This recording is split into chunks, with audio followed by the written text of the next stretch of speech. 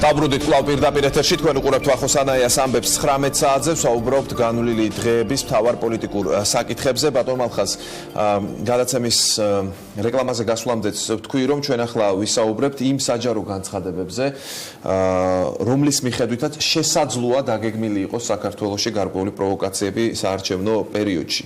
ახსენა ეს შინაგან საქმეთა მინისტრმა, შემდეგ პრემიერ-მინისტრმაც თქვა, რომ ამას აქვს საფუძველი.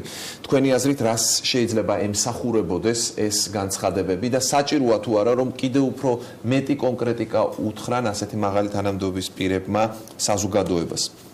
ეს ახლა ახალი განცხადება არ არის ჩემთვის, იმიტომ რომ ჩვენ ამაზე ვსაუბრობთ უკვე დიდი ხანია, თქვენ გადაცემაშიც, ინგას გადაცემაშიც და სხვადასხვა ტელევიზიებში გამოსვლისას მე ხშირად ვასაბუთებ ეს რატო შეიძლება მოხდეს და კარგია რომ ხელისუფლების ყურამდეც მიაღწია ამ ამბავმა, რომ შეიძლება ესეთი მსგავსი რაღაცა პროვოკაციები მოხდეს. არჩევნებია, დაძაბული პერიოდია, თქვენ იცით რომ მინსკირაშუაშია ოდესის გუბერნატორს იქ პრობლემები აქვს სერიოზული უკრაინის ხელისუფლებასთან და ის ცდილობს რომ მაქსიმალურად შეეცადოს რომ აქ სიტუაცია რაღაცნაირად ისე არ ვიდარიოს რომ შემდეგ ადვილად შეეძლოს მას ამ არეულ წყალში თევზის დაჭერა. შესაბამისად მას ყავს მობილიზებული ჯგუფები, მე როგორც ინფორმირებული ვარ და საკმაოდ სარწმუნო წყაროებიდან, რომლებიც გეგმავენ მთელ რიგ დესტაბილიზაციას სხვადასხვა რეგიონებში, განსაკუთრებით არჩევნების შემდეგ. მოსალოდნელია სხვადასხვა მიმართულების დესტრუქციული ქმედებები, როგორც საარჩევნო უბნებზე, ისე ასე შემდეგ. რას ისახავს ეს მიზნად რევოლუციურ სცენარზე ლაპარაკობთ? ესეთ კი რა თქმა უნდა.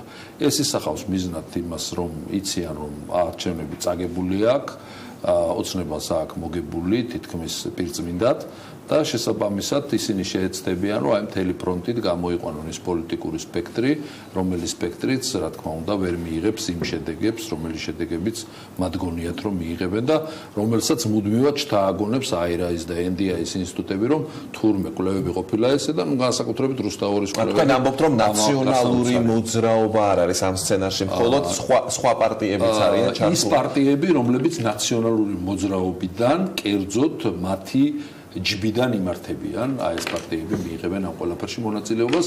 ამას მოუძებნიან სხვადასხვა ახსნას, რომ ეს ყველაფერი ხდება იმიტომ, რომ აი ეს თითქოს არჩევნები გაყავდა და ასე შემდეგ და ეს ყველაფერი მიმართულია იქითკენ, რომ აი ამ ძალებმა, რომლებიც ებძვის ამ შემთხვევაში ერთი ძალა ებძვის ნაციონალური მოძრაობა, სხვადასხვა საცეცებით იბძვის, არასამთავრობო ორგანიზაციები, მედია ექსპერტები და ასე შემდეგ, თვითონ პოლიტიკური პარტიები, ეს ყველა საცეცი ერთად არის გამოსული ასპარეზზე და ასევე საერთაშორისო ლობისტები, მიმართულება არის ეს ამისკენ მიმართული. მე არ გამოვრიცხავ, რომ მოხდეს რაღაცა ტერაქტების მაგვარი რაღაც სერიებიც კი საქართველოს დავძაბავთ რომელიც მართლაგეონები გააგრძელებთ სუსის კუთხე. არაფერს შუაშია სუსი, არაფერს შუაშია საზოგადოებას დავაფრთხობთ და მე არავის არ ვაფრთხობ, ვამბობ იმას, რაც განცხადებებს აკეთებ და ამ სცენარის განვითარება შესაძლოა იმ შემთხვევაში, არავითარ შემთხვევაში ხელისუფლება და თქვენ რო ბრძანეთ სუსი და ძალოვანი სტრუქტურები არ იქნებიან მოწოდების სიმაღლეზე და არ მოიშორებენ ისინი მოწოდების სიმაღლეზე მეხუთე კოლონას, რომელიც ამ სტრუქტურაში ბატონ ზვიაც მოусმენთ. ეს არის ჩემი რეპლიკის სახით ძალოვანები და სუსი მოწოდების სიმაღლეზე რო იყოს, დღეს არ გვექნებოდა ის ვაკხანალია, რაც ქვეყანაში არის, ფარული კადრები, პორნოგრაფიები პირდაპირ ეთერში. გვარამია თუ ლაპარაკს იწერს, ეხლა სუსი გვარამია, ჯერ როგორ რას ქვია ვერ გააკეთეს. გვარამია თუ იწერს კულტურასთან ალაპარაკებს როგორც მონათლობელი ელაპარაკება თელოს ეროტიული ფილმი რო გვაჩვენეს პირდაპირ ეთერში ეგ რომელი იცი გვარამია ეროტიული ფილმი რო გვაჩვენეს რომელი ეროტიული რომელზედაც ვლაპარაკობდით წინაზე ხა პირადი ცხოვრების კადრები რომელი ხა რომელი არ გვინდა და კონკრეტულად რა თქმა უნდა არ გვინდა მაგრამ ეს სწორედ იმას მეტყველებს და მეუთითებს რომ ჩვენი ძალოვანი და ამ შემთხვევაში პირველ რიგში უშიშროების სამსახურებს გულისხმობ, რა თქმა უნდა, არ დგას თავის მოწოდების სიმაღლეზე. ბატონ ზვიად, აი განცხადებები, რომ რაღაც შესაძლოა იყოს მოსალოდნელი პროვოკაცია და ასე შემდეგ. თქვენი აზრით აზრით ეს არის უბრალოდ პროპაგანდისტული განცხადება თუ შესაძლოა ამის უკან იდგეს რაღაც გარკვეული სერიოზული ინფორმაცია და ჩვენ უახლოეს მომავალში ვნახოთ რომ რაღაც საქმე გაიხსნას ამ მიმართულებით. მოდი გავიხსენოთ ბოლო 4 წლის განმავლობაში რამდენი პროვოკაცია მომხდარა საქართველოში პოლიტიკურ ველზე და რამდენი იყო ამ პროვოკაციებიდან ხელისუფლების მოწყობილი და რამდენი ოპოზიციის მოწყობილი პირდაპირ გეტყვით რომ აბსოლუტურად სულ ყველა პროვოკაცია და ჩამოგითვლით სათითაულო პირველი პროვოკაციიდან დავიწყებ როდესაც ჯერ კიდევ პრეზიდენტი მიხეილ სააკაშვილი იყო და იქ ზონდერ ჯგუფები მიუქცია ხელისუფლებამ და სუსმა ბიბლიოთეკასთან გულისხმობ შემდეგ ჩვენ გავიხსენოთ ასევე თარიღი არ მახსოვს, მაგრამ როდესაც 100,000-ობით ადამიანი გამოვიდა და უბრალოდ ეს პროვოკაციული ხასიათის იყო, თუ როგორიც იყო ხელისუფლება ვერ მოახერხა და ვერ აღკვეთა 17 მაისის იდენტობის აქციაზე 17 მაისის მოვლენებს გულს. ხელისუფლება ვერ მოახერხა და ამ ხელა სახელმწიფო მანქანამ ვერ უზრუნველყო 5 ადამიანის დაცვა.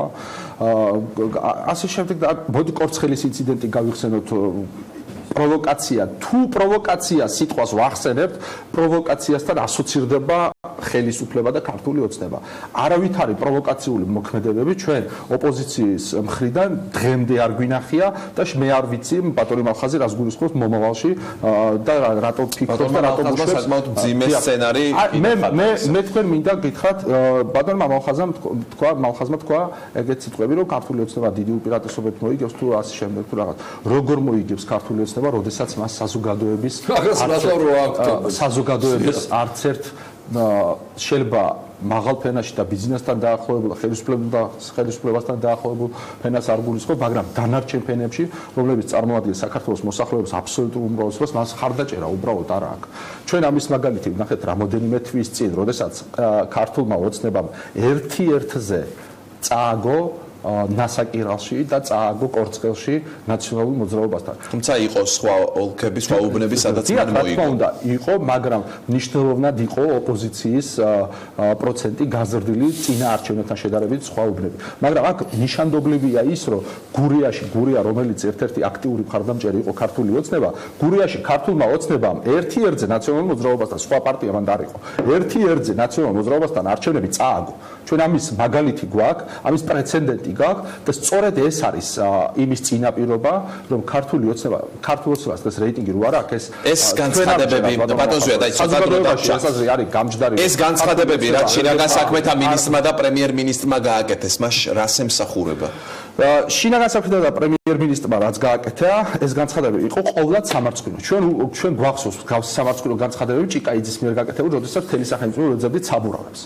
და დაგეშილები მთელი სახელმწიფო მანქანა სუსი უსაფრთხოება იქ პოლიცია ეგ ეძებდნენ საბურავებს აბა სადა ნაციონალურ მოძრაობა თურმე საბურავებს აგროვებს ჭიკაიძე თქვა და რაღაც რევოლუციის მოწყობას აპირებს და ამავდროულად ეს სამარცხვინო მაგალითი გვაქვს ჩვენ როდესაც საბურავებს ეძებდა მთელი ქვეყანა მთელი ქვეყნის მასშტაბით მაგრამ ჩვენ ვერ ვნახეთ ვერც ერთი საბურავი რომელიც გამზადებული იყო რევოლუციის ერთადერთი ვულკანიზაციებში იყო და გმადლობთ ვასრულებთ ჩვენს გადაცემას ამიტომ ქალბატონ ნონას აზრიც უნდა მოვისმინოთ ამ საკითხზე და ბატონი ბესოს ქალბატონ ნონა გისმენთ რამდენად გააქვთ მოლოდინი რომ შვიდად ჩაივლის ეს არჩევნები არის რაიმე ესეთი წინაპირობები მაგალითად ბატონ მალხას ცოტა მძიმე პროგნოზი ქონდა. ერთ-ერთი ვერსია ასე ვთქვა. პროგნოზი მეც ცოტა მძიმედ მეჩვენება, იმიტომ რომ რაღაც რასაც უყურებ გარემოს მსგავსი არაფერია, თუმცა მტკიცებულებების გარეშე ამაზე საუბარი რთულია. ალბათ კონკრეტულ პიროვნებებს ჰქონდათ იმის საფუძველი, რაზეც საუბრობენ და ეს პრევენციის თვალსაზრისით მათ რაღაც გამაფრთხილებლად თქვეს და ამას ალბათ ვიხილავთ, მე არ ვიცი რაზეა საუბარი, ბატონზეაც მინდა უბრალოდ უთხრა ის, რომ არასამთავრობო ორგანიზაცია და ზოგადად ყოფილი ჩინოსანი უნდა საუბრობდეს ყოველთვის მტკიცებულებებით და უფრო დამაჯერებელი იქნება. ის რომ ადრე როგორც არ უნდა ვილაპარაკოთ ბატონო ზვიად, მოდით ესე გავაკეთებ, მე ჩემ დასკვნას და შეგიძლიათ თქვენ მერე გააგრძელოთ, როგორც არ უნდა შევხედოთ, რა თქმა უნდა, ნაციონალურმა მოძრაობამ ძალიან ცუდი რაღაცები დანერგა ის რაც დღეს ხდება არა იმ მასშტაბით, მაგრამ ნაკლებად მაინც ხდება. ისე თქვენ ოპოზიცია ეხლა ნაციონალურ მოძრაობა ქართულმა ოცნებამ ბოლომდე ვერ შეძლო ამისი აღმოფხვრა მე არ მღერივარ და ძალიან გთხოვ მაცალე ვერ შეძლო ბოლომდე ამის აღმოფხვრა და ზუსტად ამაზეა საუბარი რომ ჩვენ აუცილებლად უნდა ჩავატაროთ არჩევნები მშვიდობიანად და აუცილებლად უნდა ავარიდოთ თავი პროვოკაციებს, იმიტომ რომ ყველა ნაბიჯი, რომელიც გადადგმული იქნება ამის საწინააღმდეგოდ, მე ვთვლი რომ ეს იქნება სახელმწიფოს ღალატი. ბატონო გისმენთ. ბატონო ხო ყველაზე საინტერესო არის ალბათ ამ ნაწილში თქვენთვის ყველაზე საინტერესო რესპონდენტი მე ვიქნები, იმიტომ რომ როცა ბატონმა ჭიკაიძემ ჯერ კიდევ შინაგან საქმეთა მინისტრობის დროს განაცხადა რომ თურმე 4 არასამთავრობო ორგანიზაცია აპირებდა ქვეყანაში დესტაბილიზაციას, მათ შორის ერთ-ერთი ჩემი არასამთავრობო ორგანიზაციაც იყო აპრიორი, მაგრამ როგორც ხედავთ დღეს თქვენს წინაშე ვარ და არავის ერთი კითხვითაც არ მოუმართავს დესტაბილიზაციის რაღაცის შესახებ, ჯერ კიდევ მაშინ როცა ეს მაშინ და ახლა რა ფუნქციებს ასრულებს? ეს ასრულებს მხოლოდ და მხოლოდ იმ ფუნქციას, რომ საზოგადოებაში დანერგონ შიში. ასევე ზუსტად დღევანდელ განცხადებას, ჭიკაიძის გაგრძელებულ განცხადებას, რომელსაც პრემიერ-მინისტრმა და აიხლანდელმა მინისტრმა ისაუბრა, არ შემიძლია გამოვეხმაურო, მათ თქვენს ასეთი რაღაცა, რომ იგეგმება დესტაბილიზაცია და ამას გეგმავს რაღაც ახალშექმნილი ორგანიზაცია საქართველოს ერთგულების სახელით. მე ვიცნობ იმ ორგანიზაციაში ადამიანებს და ვიცი მათი კონკრეტული ორი ღონისძიება. ერთში პირადად მეც მივიღე მონაწილეობა. 8 აგვისტოს ერთი ღონისძიება იყო, როცა მათ გააკეთეს ცდელობა და გორში აგვისტოს ომის დროს დაღუპულებს მიაგეს პატივი და მეორე რომელშიც მონაწილეობა მივიღო, ის იყო გზა სოხუმისკენ, იყო ავტომობილების ცვლილობა და მე თვითონ როგორც აფხაზეთიდან წარმოშობით დევნილს და ასევე როგორც ქართველს, რომელსაც ნამდვილად გონია რომ ჩვენი ყველას გზა არის სოხუმში, ამაში მივიღე მონაწილეობა და თუ ეს ორი ქმედება ხელისუფლებამ და შინაგან საქმეთა სამინისტრომ აღიქვა დესტაბილიზაციად, ეს უკვე არის მათი დანაშაული. თქვენი მოლოდინი რა არის? ეს განცხადებები დარჩება განცხადებებად თუ მაინც ფიქრობთ რომ შეიძლება რაღაც ვიხილოთ? როცა ამ კონკრეტულ ორგანიზაციაზე საუბრობენ, ნამდვილად გეუბნებით რომ ეს განცხადებები დარჩება მხოლოდ და მხოლოდ განცხადებებად, თუ სხვა რამე აქვთ მათ ხედველობაში, აქ უკვე ნამდვილად არ ვიცი, მაგრამ კონკრეტულ ორგანიზაციის შესახებ გესაუბრები და რაც ყველაზე მნიშვნელოვანი არის, მაშინდელი განცხადებებიც კი როცა ეს ჭიკაიძემ გააკეთა, დარჩა განცხადებად, აი მაშინ როცა თქვა რაღაც ჩემო ორგანიზაციის წევრებშიც იყო დაძაბულება, რომ აი ხა შეიძლება დაკითხვები დაიწყონ, არასწორად გვატარონ, მაგრამ არავინ არ მოსულა ბატონებო, როცა მაშინ ჭიკაიძემ საბურავების შეგროვება დაგვაბრალა ჩვენ ყველას ერთად, როგორც თქვენ არ გიკითხავთ არაფერი, ისე არც ერთ ძალოვანს არ უკითხავს. ეს არის განცხადება და ასევე არ შემიძლია ბატონ მალხას არ გამოვეხმაურო, ბატონო მალხას თქვენი განცხადებები არის უსერიოზულესი და მე რომ დღეს ვიყო რომელიმე უწყების თანამშრომელი აუცილებლად აგიბარებდი დაკითხვაზე, იმიტომ რომ თქვენ დღეს ამბობთ, რომ ქვეყანაში მოხდება ტერაქტები, რომ დაიძაბება, რომ გაიძარცვება საარჩევნო უბნები და ასე შემდეგ და ამ კონკრეტულ ფაქტს მივაქციოთ ყურადღება, გამოვკითხოთ ბატონო მალხაზი თუ რა ინფორმაციას ცნობს. ბატონო მალხაზ, თუ გსურთ რეპლიკის სახით უპასუხოთ და დავასრულებ გადაცემას. პირველ რიგში ბატონო ვახო, მე დარწმუნებული ვარ, რომ არჩევნებს მოიგებს ოცნება, ამას მოყვება პროტესტი მასობრივად ყველა პოლიტიკური ძალის მხრიდან. და ამას მოყვება ის, რაც მე ვთქვი და თუ ესე არ იქნება, აგერ 8 ოქტომბერია და ვნახავ. ტერაქტი რომელმაც ჩვენი სტუმრების ყურადღება მიიქცია, რას თქვენ ახსენებთ, რა საფუძველი აქვს ამ ვარაუდს? ამას უამრავი საფუძველი აქვს, ამას აქვს საფუძველი, რომ მუშაობენ ამ მიმართულებით, როგორც ძალოვანი სტრუქტურები და პრემიერიც და შინაგან საქმეთა მინისტრიც ესეთ განცხადებებს ტყუილად არ აკეთებენ.